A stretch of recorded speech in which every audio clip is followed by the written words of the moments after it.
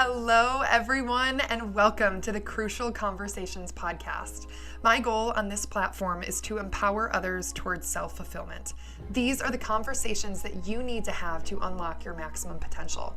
Whether you are feeling confused about your path in life, falling in love, starting a business, healing your inner child, moving to a foreign country, embarking on your spiritual journey, or building generational wealth, let's talk.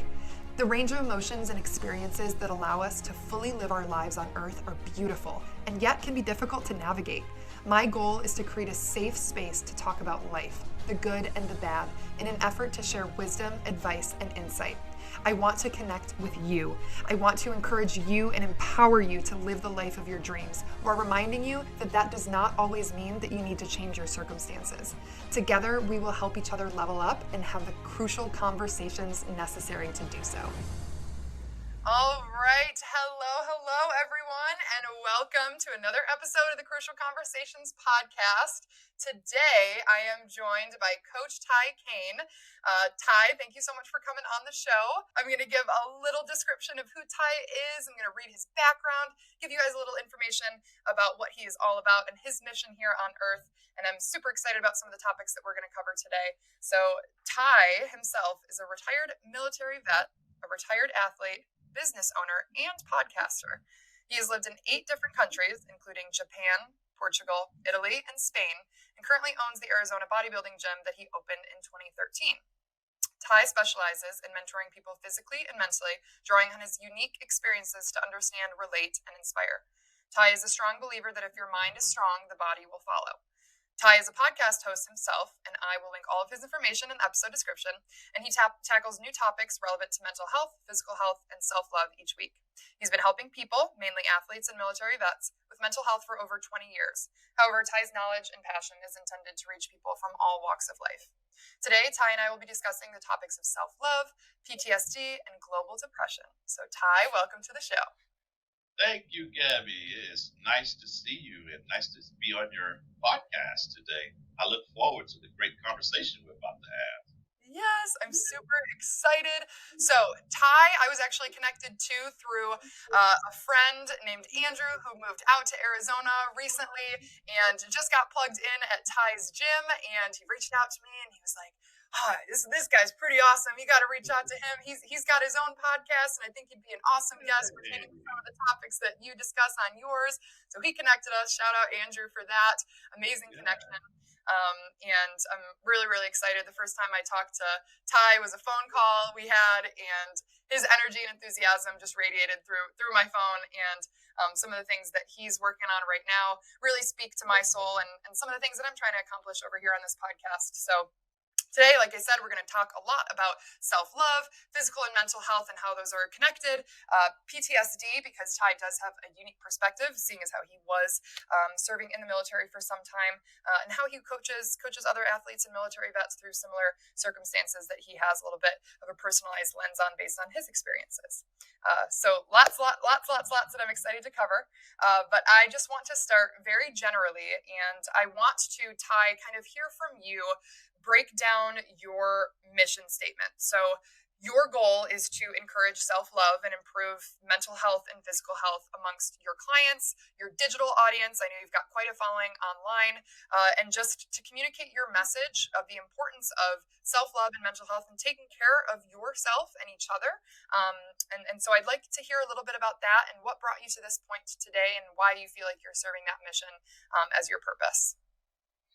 Well, I tell you, that's a nice statement. Thank you, Gabby. I'm going to have an intro for that. Well, the self-love is something that started back for myself. I had to learn how to do some self-love back in the late 90s after we went through some things in the military.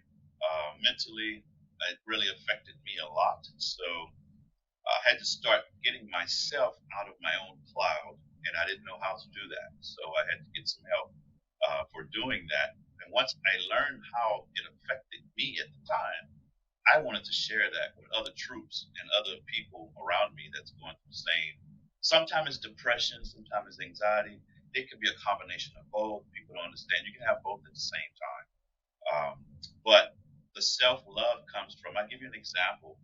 Just last week, This is a beautiful story. I was in Starbucks and I went to get a coffee, and the lady at the counter, she was taking my change, and so she looked at my coffee and she said, "You have I like the caramel macchiato. I know this is so good." So I told her, I said, "Hey, a little light on the caramel." So for some reason, she went heavy on it. They went heavy on the caramel. So she's at the desk and she's cashing me out, and she's like having this panic attack, and she's like, sir, I'm so sorry. I'm so stupid. I'm so dumb. I don't know why I did this." So automatically my heart just poured to her, and I'm like, whoa, you know, it's okay. You're not stupid. You're not dumb. Don't be so hard on yourself. That's the self love that we don't even realize sometimes. We do that, and we can get a store or whatever, and you're like, oh, I'm so stupid. I'm so dumb. But that's the first step of you really being down on yourself. So you have to learn how not to be so critical of yourself, but also be able to say, okay, I know I made a mistake, but how do you move past the mistake instead of having a breakdown at that moment? Because she's literally was having a breakdown. So I had to calm her down, and I was like, "Where's your manager?" And she's like, "We got a manager." Manager came out, and I told the manager how good of an employee she was and how great her service was. And the manager was so happy to hear that because he said she'd been working there like 3 months. So she probably had a little nervousness in her. So he's like, "Thank you for letting me know that." So I felt like I did what I could to help self love with that person. And that's just how I roll. Like wherever I go, we're going out to dinner or we're just going to watch a movie. There's self love that needs in American people I'm seeing every day because there's so much of them that's bogged up inside from it can be from the pandemic, it can be from other different things, but this self love that we don't have as a culture and as a country, those are the things I'm trying to help people out with. And it doesn't have to be a special platform. It just can be out and about. That's just who I am. The way I'm talking to you, it's the same way I talk to the young lady. So for the self love part, I think it started with me back in the late '90s, and it moved forward to now.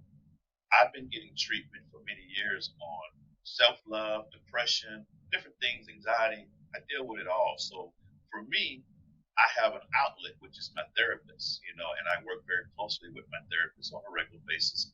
So she always keeps me grounded in different ways of my life and makes sure that I'm not getting less self love myself because I have a times where I get down on myself and my athlete's not doing what I need them to do. So I have to keep them upbeat and not them have not they don't have so much I would call it self hatred Mm. against themselves. And people don't use that word a lot, but we talk about self love, but with self love, there's self hatred, and people don't really discuss that. So self hatred is the second level of you losing who you are. So now you start hating who you are, not just one moment, but every day you hating who you are. And that creates that down, down, down spiral. So if I can catch a person like one of my athletes getting ready for competition, one of the football players I'm helping, or softball, whatever, my first thing with them, Gabby, is always their mental well-being. How stable are you before we start this journey? Mm. Because the journey we're about to go on, the mental part is going to be a day-to-day process, but you have to have control over it. And if you don't have control over it, then we have some problems moving forward, and we need to get you some probably professional help, to help you Yeah, with that. But absolutely. I know that's kind of long, but I wanted to give you a little example of how self love I look at it when it comes to people. Yeah, absolutely. And I think, your example from your Starbucks encounter with the young lady who was serving you and she made a mistake, and some of that negative self talk that is employed by so many people all over the place, it's unconscious sometimes. It's just like a knee jerk reaction. Like you made a Right. mistake. Oh, I'm so stupid. Or, oh, I'm so sorry. I'm so dumb.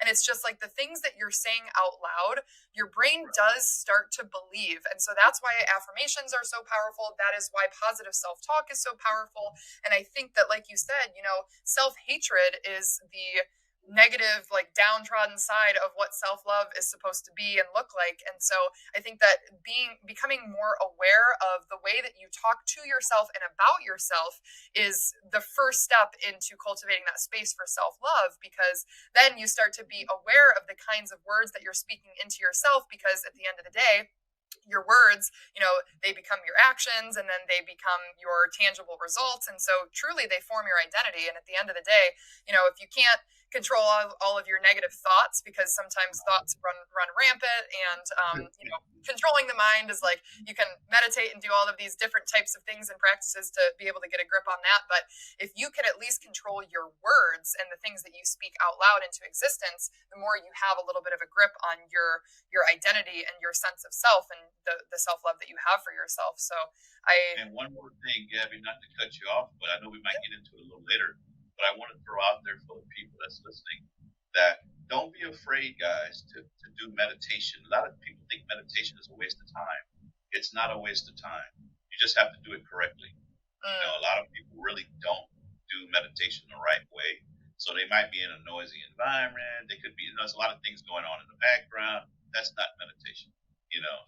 So a lot of people, I would like to tell them, guys, look into how to do. And if you're around someone that is a professional at meditation, I would suggest taking one class just to learn how to meditate, because that helped me a lot from the early 2000s all the way through to the end of my career uh, with the military. And I would take time and find these. So I've had times, Gabby, where there's nowhere to go. I go in a closet and hide. I go in a closet, I hide for about 5 minutes just to get away from everybody and everything. And I know it sounds crazy as hell, but I did that because that was the only thing I could do mentally to be able to talk to myself and meditate. Right. So I always tell people, even if you got to go get in your car and do it, but find a quiet, private place that you can let these emotions and these mental things that's going through your mind and these voices that's grabbing at you left and right. Now you can calm it down and actually say, you know what, I need to meditate. Let me get in my own mind. Right. Let me get it out. And I think if people practice that, I was in Japan. I lived in Japan for 13 years. My daughter still lives in Tokyo right now. And they are very big on meditation over there. Asian communities are very big on meditation. They do a lot of yoga, different things that most Americans don't just do on a regular basis. So I'm trying to help with some of the Asian experiences I went through and actually implement that into my work that I do with people in today's world, because it doesn't matter what part of the world you're in. India, I know, is a very, very high rate when it comes to mental health. They have so many people there, right? So mental health is a big issue in India. It's a big issue in Japan, believe it or not. There's a lot of countries that have a lot of issues when it comes to, I would say, more of the depression than the anxiety. I think depression is more of a leading mental health cause than the anxiety. I would say depression, then anxiety, and then probably let's throw in, let's see, the third one would probably be people that's just basically can't stay off of drugs, addictions. The addictions would be very big, especially now. It may be moving up because you got these fentanyl pills and everything that's out there that's killing people, but these kids keep taking it, and it's like, do you need that to really survive? And some of them think they do, Right. That's the scary part. So yeah, I just want to throw that in there. I know I get long-winded, so Yeah, no, not at all. I like it. And I always say, sometimes we go off on tangents here, and I like the tangents because they foster they foster interesting conversation. But yeah, I mean, there's so many, components to what you just said. The dependency on external outlets, whether it's, drugs, or whether it's a certain person or a certain environment, but the power of meditation, which is really just a moment to connect with yourself, your higher self, ground yourself, and give yourself the time and space to simply be. Take your actions away from doing versus, being, which is what the practice of meditation allows the peace to flow through your being because you're not actively occupied pushing yourself to achieve something that is outside of what you currently have equipped with yourself at the moment. So meditation is very powerful. But I think too that, the saying that you had sent over in the questionnaire that I sent you was that if your mind is strong, your body will follow. I think that in my most previous episode that I discussed with Drake, we talked a lot about the interconnectedness of mental and physical well-being.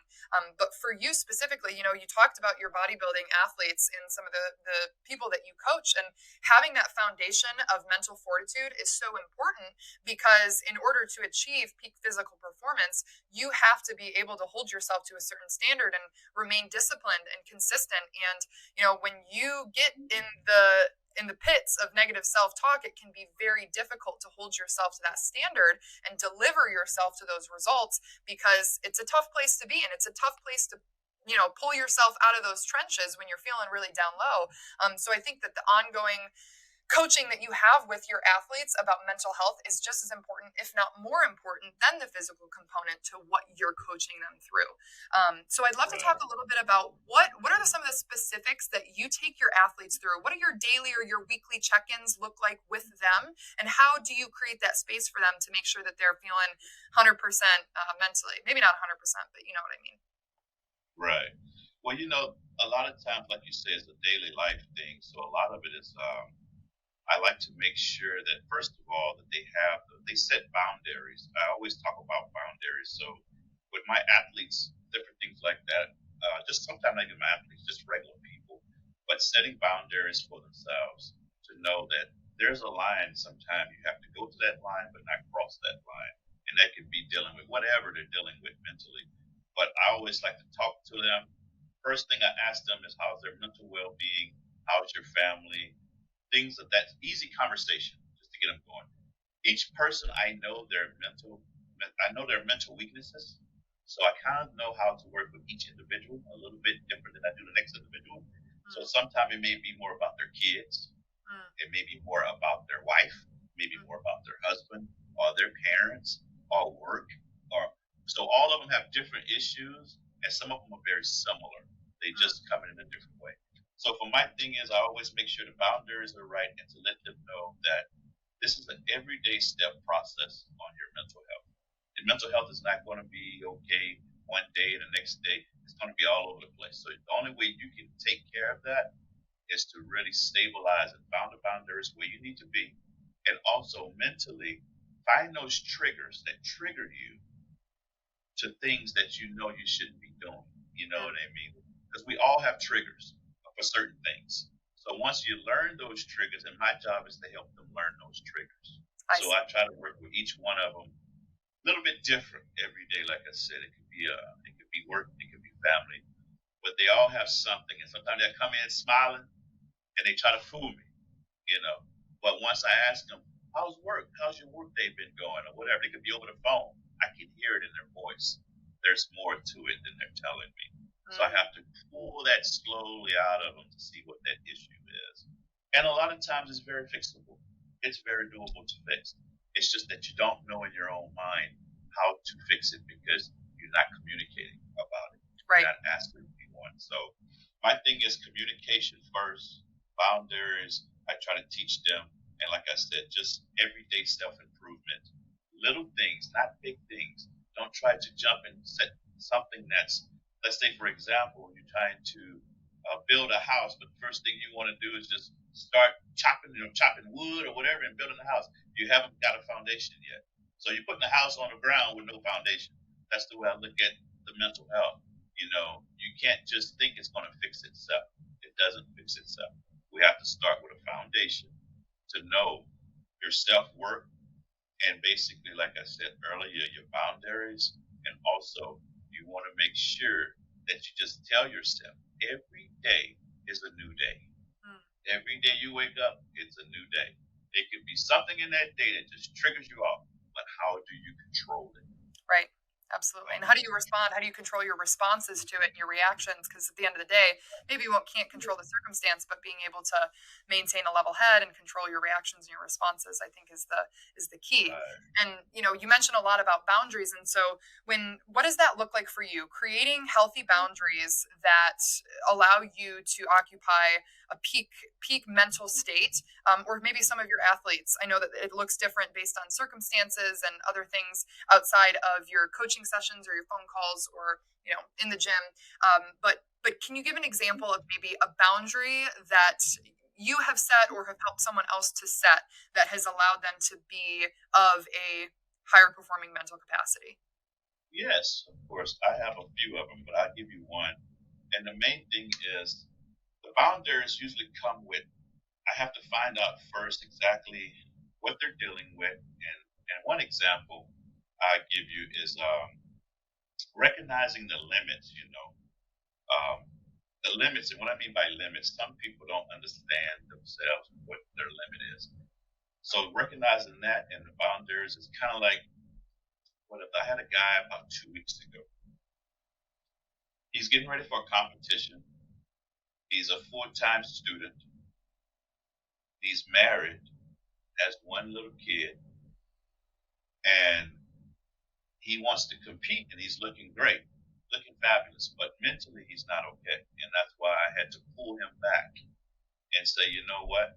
Our limit is right now. You can't do this show because right now you're not mentally strong enough to get through this process. Because he have about 6 weeks left to go. And some of the things that these people take and put in their bodies to look a certain way, from the PEDs and everything else, I have to be aware of that. So for me, I like to make sure the boundaries, he knows his boundaries and where they are. And then I can teach him from that point on, like, okay, you got your boundaries, but now there's limitations to what you can do within those boundaries. Yep. You see? And that's the part I have to try to teach every individual a little bit different. So Yeah. their limits may be different per person, what they can handle, what they can't. He was looking great, but it made me wonder mentally what he's not telling me, because there's things he's not telling me going on at home. Sure. See? And I find out from the wife what those things are sometimes. Sure. They tell me what those things. Now I can work with him a little bit better, So that's an example just to give you how I like to approach it. Yeah. When it comes to other people.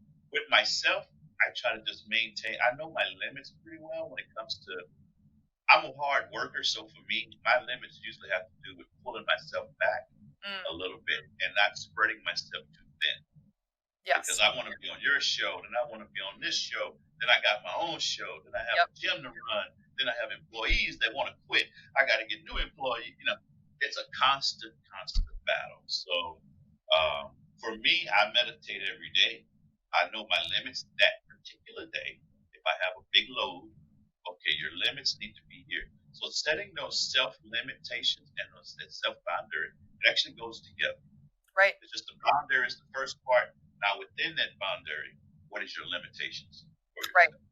Yeah, absolutely. And I think I'm very similar. I want to do everything and anything, and everything seems fun and appealing to me. But sometimes you end up doing yourself a disservice because by oversaturating your workload or the experiences that you have on your calendar for a day or a week, you actually take away from the presence that you're allowing yourself to occupy in each and every one of those scenarios, because you're so worried about, oh my gosh, I only have an hour to do this, and I have to make sure that I'm ready to go for my next event, and it's scheduled right back to back, and I got to get going, and I can't stay over. And so it's just like, yes, definitely having your boundaries and your limitations for yourself about how much you can take onto your plate, because you have to know yourself in order to know your boundaries, set them, and then actually implement the practices that are going to help you to maintain them. Right. Right. So yeah, exactly. Very, very important. And every individual is so different. Absolutely. So it's hard for me, being an outsider, trying to figure out. It takes me a while to try to figure out what the individual who I'm working with, and where their limitations are at. I can usually get their boundaries really pretty quick, but the limitations within the boundaries, that takes a little bit more deeper diving into that person, what type of person they are. Like we have a very similar personality. We're go-getters. We want to get boom, boom, boom, boom. Let's go. Let's get it. But at the same time, we know we have limitations. But then they're like, okay, I only slept 4 hours, I only slept 5 hours, or whatever the case may be. We're not going to be very productive if we don't rest. That's one of Right. my biggest things with people. Calculate your sleep. I tell people that all the time when I'm dealing with them on the mental side. Calculate your sleep, because when you wake up in the morning, it has a lot to do with what your night was like. So when Mm-hmm. you wake up and start your next day, if you're dragging, and it's like, oh man, I don't want to work today. I'm so tired, but I'm going to go in anyway. Okay, well, that's not the start of a good day. And it could get better later, yes, but most of the time for me, if I wake up in a bad mood, or I wake up not rested, my day is not very good, because I know I need that rest. You know, Yes. so everybody I tell them is different, but for me, I need about 6 to 8 hours of sleep. Even if it's topped up, I still need 6 to 8 hours of rest. Yes. So, what about you, Gabby? Do you have an issue with rest or sleep? Honestly, sometimes I think that I ebb and flow. Like that is one thing that I have tried to make a priority this year actually is waking up at the same time every morning, regardless of what my schedule looks like, because I know that for me and my work, I don't have to be in at the same time every day. I kind of, will be in sometimes at 8:30, sometimes I don't have to go in until 3, sometimes I've got an appointment here or a meeting then, and so it looks a little bit different every day. And so for me, I have tried very hard to maintain a routine, but I noticed that for me, when I fall off, it's because I'm staying up too late, and my mind is elsewhere, whether I'm on my phone or I'm talking to a friend. That is something that I've tried to be a little bit more disciplined about, because my pitfall is not necessarily sleeping in, but it's going to sleep too late. And so even waking up at the same time, it's not as helpful if you're not going to sleep at the same time. So for me, it's like the end of the evening, I have to make a commitment to myself to unplug, detach from the matrix and just solely focus on like my rest, because this is what's going to prepare me for a fulfilled day the following. Right. But I've noticed that that's my pitfall, is like staying up later at night than I should. So And that's very common. I just had an athlete just leave me, and he just told me he went to bed at midnight, and I trained him at 6:30 this morning. So it's like, dude, you sleeping at midnight? What are you doing? He said, Coach, I know you said it on your podcast before, and I'm a victim to it, but I have to start learning to put my phone down. The yep, phone, yep. the phone is the problem. Yep, it is. It is. I was just talking to my mom last night about it, and it's an addiction, just like any other thing. It's Right. it's like a drug, or It's almost worse types of than a drug, to be foods. honest. Yeah, it's Exactly. almost worse than a Exactly. drug, I because everybody right. got one.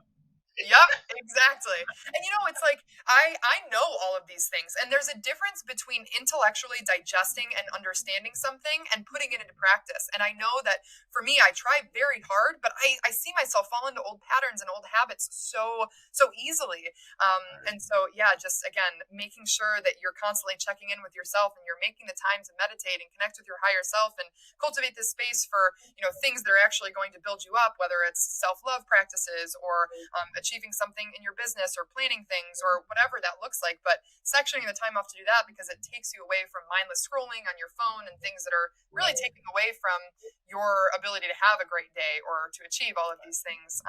Not necessarily that achieving is always the goal, but you know what I mean. Um, Yeah. Oh, I know what you mean. Yeah, yeah. because you're an athlete yourself, right? You have an athlete background as well. Yes, yes, yes, yes. So I know, and I think that's a big reason why I am the way that I am. Just an achiever Right. at my core, grown up that way, and that's how I'm always going to be. And I love it because it makes me who I am. So, um, Right. yeah.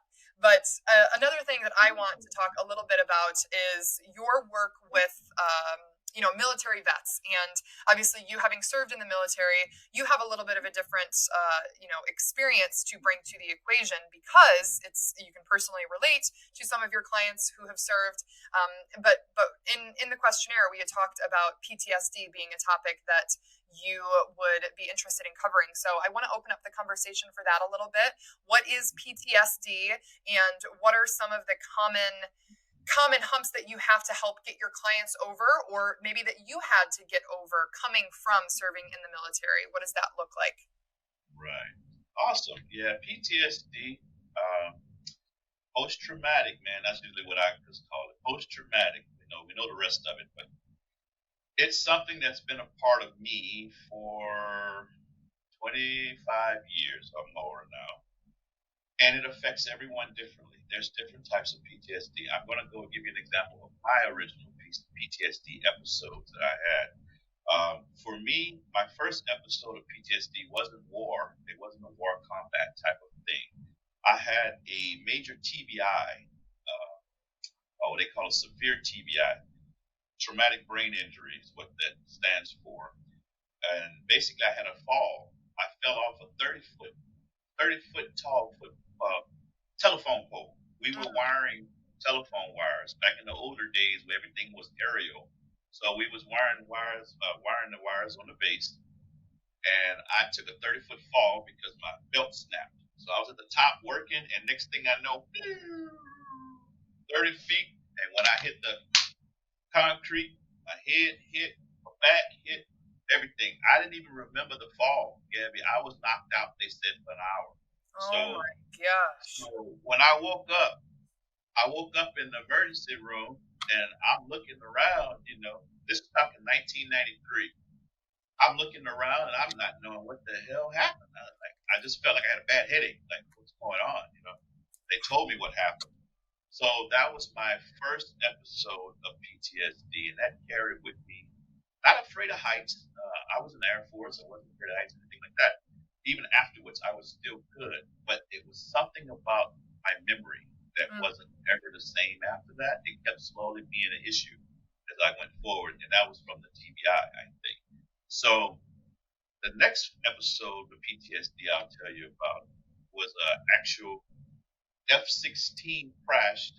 It crashed right into a housing residential area where I happened to be working. Once again, there's people burning, screaming, on fire. I mean, it was a horrific time. So I have a lot of PTSD dealing with that, and how I've been working with my therapist on that is I hear voices sometimes telling me you should have did more, you should have helped more.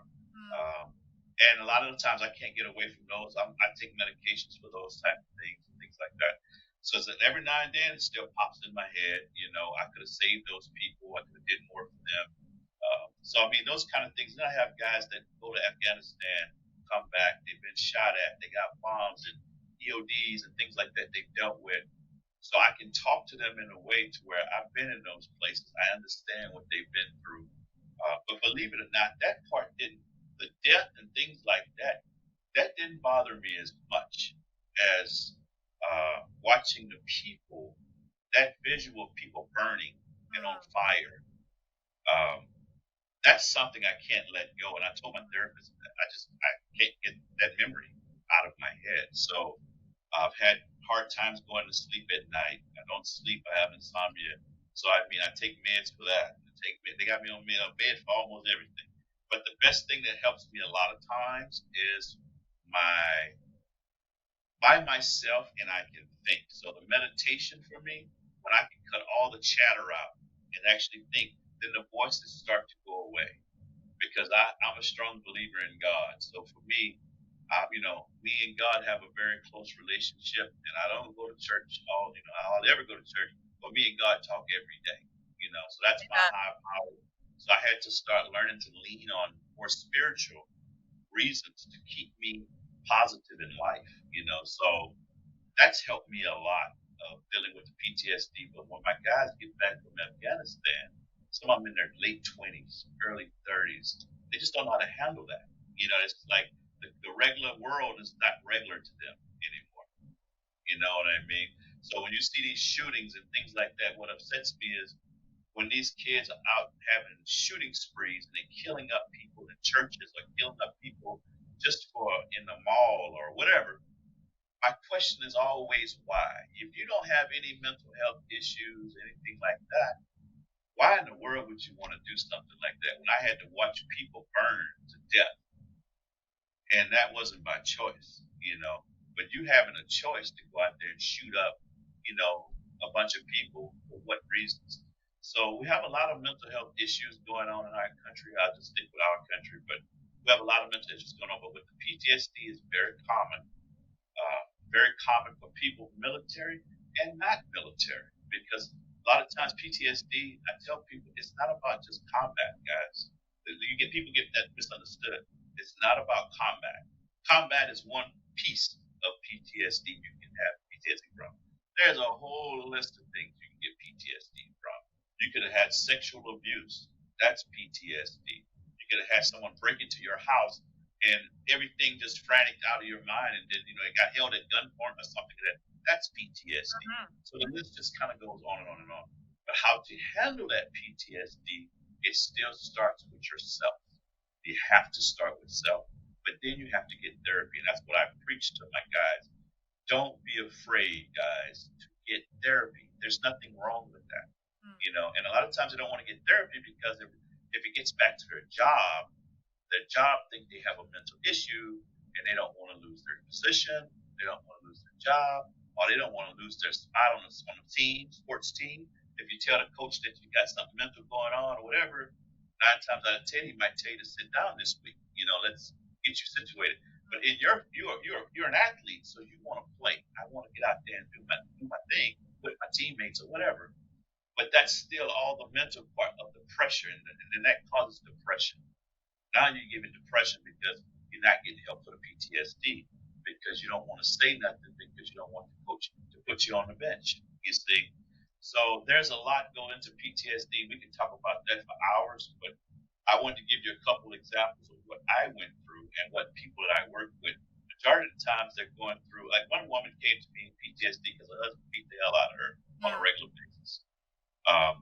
She was a client, and I told her, I said, look, when it comes to something like that in your household, that's an everyday PTSD experience you're going through.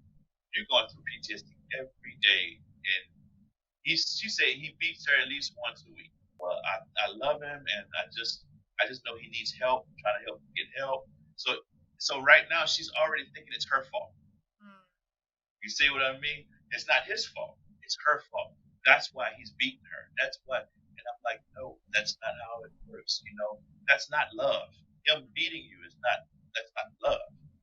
So she's gotten better. She's got a therapist now, and she's out of that marriage. So that helped her a lot. But it took a long time to get her to get therapy. She wouldn't get therapy. And I'm like, you have to let these things out. You have to talk about these things. And I used to have an auntie. I'm going to tell you this quick story. Another PTSD as a kid. I was probably 11, 12 years old, always spending time at my grandmother's house, right? And next door was my uncle and aunt. They had a house next to grandma's house. Well, every Friday, Gabby, it's like clockwork. About 6 o'clock in the evening, they fighting out in the front yard. And I mean fist fighting, not yelling. He's beating her, she knocking him upside the head with frying pans, and I mean it was every Friday. So I got to a point where I was like, Grandma, why don't you do anything? She said, you know how long they've been fighting like that, son? They've been fighting like that for over 20 years. And they're not going to leave one another. They love each other. I was like, well, that's just stupid. Why would someone want to be in a toxic relationship? But she said it's not toxic to them. You can't change everyone's life, because sometimes, because my aunt was her daughter, so that was my grandmother's daughter. She said, how many times I tried to stop all of that? And I went out there one time and I said, I got a broomstick, right? I went out there and I tried to beat him because he was beating up her. So I just had enough. I got a broomstick, started beating on him, then he turned on me, started choking me. And then I'm like, okay, and she just stood and watched. Oh my goodness. I said, oh my God, I'm in the wrong place here. So that's when I had to learn sometimes PTSD, you can't fix everybody. You can't fix everybody. Right. So that was an experience as like a 13-year-old kid. I'm like, what in the world? Who would want to live like this? And they stayed married. They died. They stayed married. And it's so hard to understand when you're at that young age. And, in abusive relationships, there's so many other things playing in the background that it seems like, well, why don't you leave? But there's so much going on behind the scenes, maybe there's finances, kids, other mental health issues that maybe the one being abused is experiencing, and, the relationship that you observed at such a young age. There are so many things that I think are difficult to understand from a third party. And at the end of the day, you're right. You can't fix everyone. And I think that your heart and my heart are very similar. We want to help as much as possible, but not everyone needs to be fixed or wants to be fixed or Right. wants to be helped, period. And so I think it's really hard to observe, especially working really closely with your clients or having experienced things yourself or through other family members. It's definitely a very unique place to be, and we've all got our things, but it's very tough. And I think PTSD, having had so many forms, whether it's in your life, whether it's coming from family or combat or personal experiences, you're right, it's not just reserved for people who have served in combat. And so I guess my last question pertaining to this topic is, going through those things, what does it look like for what does it look like for you on a daily basis now? Is it a memory that is constantly playing in your head that to you obviously has effects on your sleep? But when you say PTSD, and this is really just me trying to gain a little bit more of an understanding of what it truly means, does that resurface when you see things in an environment that remind you of a scenario that then you fall into a negative loop of thinking or of action? Or what really is that, and how does it like reappear in your life now after the fact? Right. So as of right now, I'm still getting daily, weekly, monthly treatment for my PTSD and depression I go through. But for to answer your question, it's like the PTSD on a daily basis, it's always there. So while we at the grocery store, somebody drops a case or drop a case of water or something on the, and then I'm looking for cover. You see what I Right. mean? So those kind of things with my wife embarrassed the hell out of her. So I've been trying to lean on her to help me when we out shopping or something like that. And it's not every day, but it's all according to those triggers. What triggers come on a day-to-day basis. And I think that's why, to be honest, that's why I work as much as I do, Gabby. I'm trying to build this podcast like we're trying to build yours the same way. But these things are daily episodes that you have. But when I'm working, my brain stays busy working.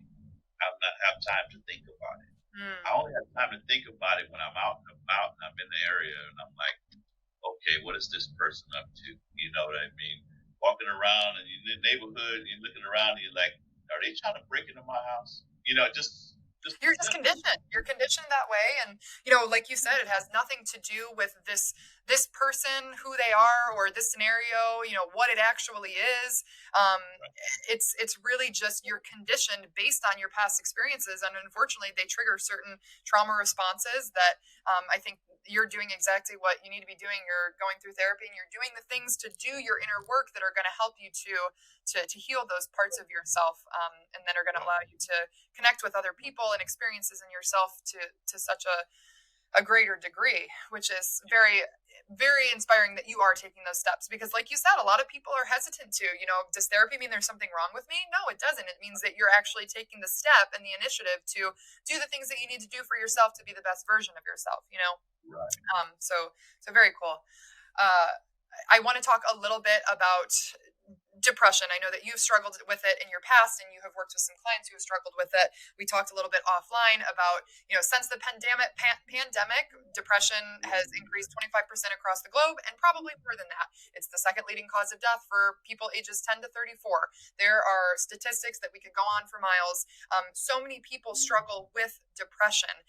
How Right. do you work with your clients or yourself to jump over some of these hoops or jump through some of these hoops when you have things and you have responsibilities that you have to tackle on a daily basis, and you might be having an awful day? And personally, I cannot say that I have ever experienced a depressive episode, and there are so many different types of depression. There's major, Right. persistent, perinatal, so many types.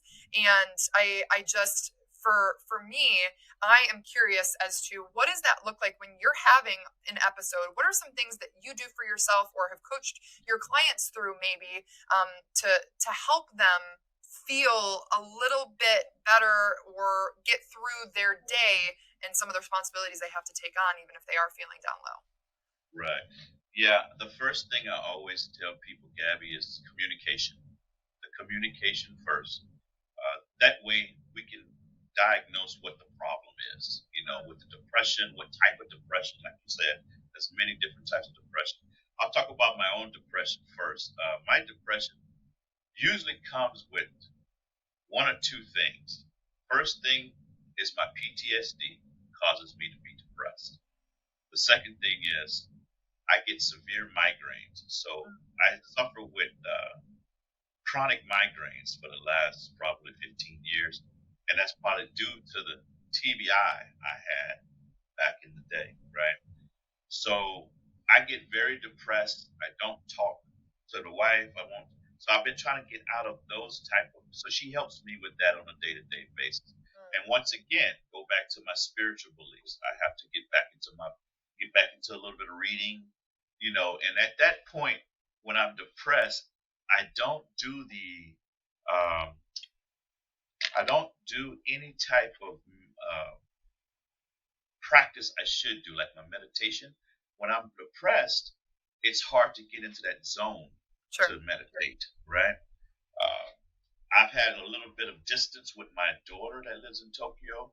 That depresses me a lot. I may not hear from her as frequent as I want to, but I know her life is good. I have a grandson right now. I haven't been able to see yet. He just turned 2. So I need to fly out to Japan and see him at some point.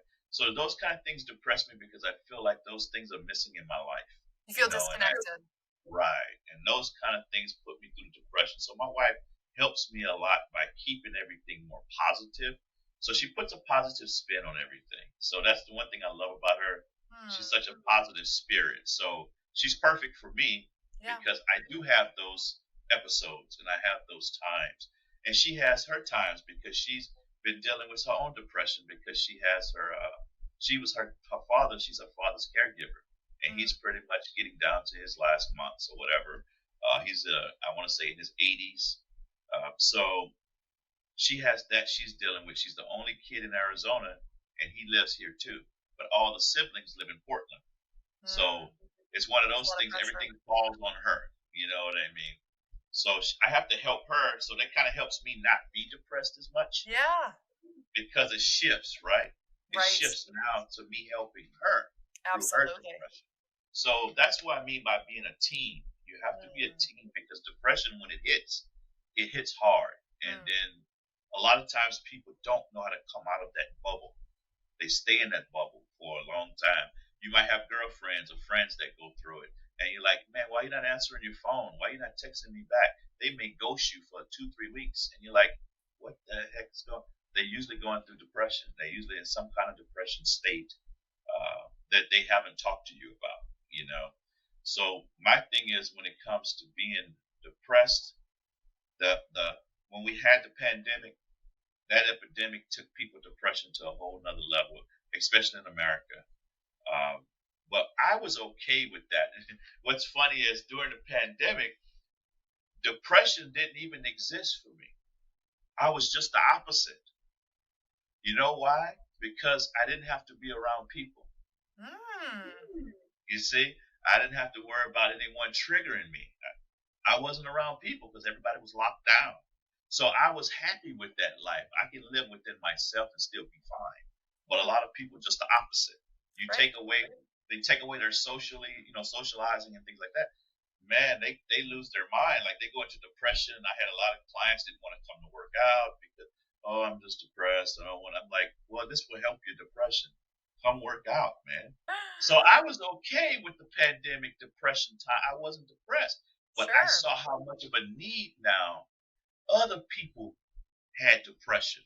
It really, really, and I don't think it went away. I think there's still a lot of people still depressed from the pandemic. What's so interesting is that, it just comes back to what we've been talking about this entire episode is knowing yourself, knowing your boundaries, your limitations. Do you thrive in a small community with people like your wife that you can count on to be a positive and uplifting spirit? Do you gravitate towards large social settings where you're constantly surrounded by other people? Do you like being in more of a collective environment? To each their own. That's awesome. But knowing yourself and what you need. And so setting yourself up for success when you're feeling good knowing that there is a chance that you may slip, having that community and that foundation of loved ones. And an interesting thing about depression is, like you said, sometimes that's the first thing that people do is they alienate themselves from others because they don't have the capacity to show up in those relationships, friendships, romantic, whatever that might look like. But having that strong foundation, whether it is a close knit community or a collective community, a therapist or a close friend or something that you rely on to help to motivate you and uplift you, and not that it's all pressure on them or that it's their responsibility, but just knowing yourself to get to that point and build that foundation. And I think too is, for me, I know that I feel this way, and it is scientifically proven that when you're feeling helpless, the best thing you can do for yourself is to become helpful. So like you were talking about with your wife, when you feel helpless and you're going through an episode and you're really depressed, if your wife needs your help, you being able to pull yourself out of your slump and step up to help her is going to help you, because at the end of the day, we are all connected. And so that is the beauty of this like circle of community, that we can help ourselves by helping other people. And so I know that because I have an experience that I can't come from a first person perspective, or a personal lens through which I've tackled this scenario. However, I do know that for me, I've gone through lots of struggle. I'm just a very big person on like labels. I stray away from putting labels on myself or others. And so for me, I've never gone through a scenario where I'm like, okay, I label this. This was a depressive episode for me. Some people may classify it as that. I just personally have not. When I've gone through my struggles, though, I know that for me, if I need to feel a little bit more like I'm back in the driver's seat, I can go out and I can help someone else, and that really does in turn help me. So I Yeah. really like that you brought that up. I think that's very important. And I think with our business too, us helping people the way we do, it helps us a lot from being depressed, because we're constantly trying to help others. Absolutely. And I think psychiatrists, they say the same thing. It's just like they all have their own issues. It's just a matter of they help themselves when they're helping other people. Exactly. Yep. And I know that we're very similar in that sense. That's kind of overarching goal for the both of us, which I think is beautiful. And I know that a lot of other people have that kind of heart. So being able to connect with others that are on that same mission, I think is very powerful. But I've really, really enjoyed today. I know we're coming up on the hour, so I want to be able. Already? I know. What a great conversation it's been. It's flew by. I've loved every second of it. I was getting warmed up. But I don't want to leave without letting everyone know how they can connect with you. They can follow your podcast, follow your journey, and I want you to be able to plug any of the resources that maybe have helped you, or that you feel like you want others to gravitate towards so that you can help them. So your Instagram, like I said, your podcast, your YouTube, and then maybe leave us with a couple of maybe 2 to 3 tips that we can take away from today's episode that we can implement in this week that might cultivate a space for more self-love and higher state of vibration for ourselves to carry out. Yeah, that's awesome. Well, I tell you what, we'll start off with just how to get in touch with me. Ty Kane Podcast on YouTube, guys. That's my main to go to right now, outside of Arizona Bodybuilding on IG. Okay, that's my main 2 platforms I use. And that's going to be, anyone can reach out to me. You don't have to be an athlete, guys. I help a lot of people. That's just could be engineers to lawyers, attorneys, whatever. You don't have to be an athlete. Some people hear the Arizona bodybuilding and they think it's about bodybuilding, and they think about just putting on muscle and blah, blah, blah, blah. Bodybuilding is your whole body. Don't forget your mind, guys. It's included with bodybuilding. So a lot of times people hear the bodybuilding, oh, there's big muscle guys. No, that's not what I do. I mean, I do that, but that's not what I focus on. So I want people to just know the self-love is very, very important, guys. Don't underestimate it. Self-love is huge.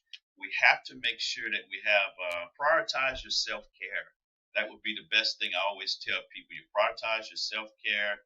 Don't be afraid, to seek support from a therapist. That was from the biggest thing we talked about today is I think a lot of people are still afraid to take that step to talk to a therapist. If you're going through depression, if you're going through anxiety issues or whatever the case may be, PTSD, please, guys, reach out and help. I mean, I'll be happy to give you the phone numbers. I got national phone numbers you can call, hotlines, but suicide preventions and everything else that went on this past month, we just have to be on top of it, guys. It's about love. We love one another. We all want to be healed people, and we want to be more healthier people at the end of the day. So I want to tell your audience that it's been a pleasure, Gabby, and I want them to be able to follow you and follow me because you're going to be on my show and I'll be interviewing you at some point.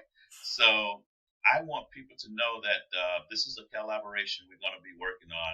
It won't be the last time they see me on your show. Absolutely. Well, thank you so much. I am so happy that we got to get connected. Again, thank you, Andrew, for connecting us. Super stoked. So thank you so much, Ty, for everything that you shared today. I think it was really inspiring and something that everybody's going to benefit from. Like you said, whether you're an athlete, you're a military vet, or you're just kind of getting into this space of trying to increase your amount of self-love that you have for yourself and then love that you have for others. So very awesome episode. I really appreciate your time today. And I will make sure to link all of Ty's information, his podcast, his Instagram in the episode description. So make sure that you check that out so that you can connect with him on Instagram and his podcast. His episodes have been they're saturated. They're very profound with a lot of information that all of us can benefit from. So please check that out. And you're right, Ty, this is not the last time that they will be seeing our faces side by side on a podcast episode. So I look forward to connecting with you and hopefully being on your show soon. And then I'm sure you'll be back on the Crucial Conversations podcast in the near future. Thank you all so much for tuning in to this week's episode of Crucial Conversations. I hope that you were inspired by this talk and reminded that you are capable of anything you have the capacity to imagine. Share this episode with someone that you want to help unlock their maximum potential. Because sometimes in order to find the answers, you have to know how to ask the questions. And that is what we do on this podcast. I love you all, and I will see you next time on Crucial Conversations. You!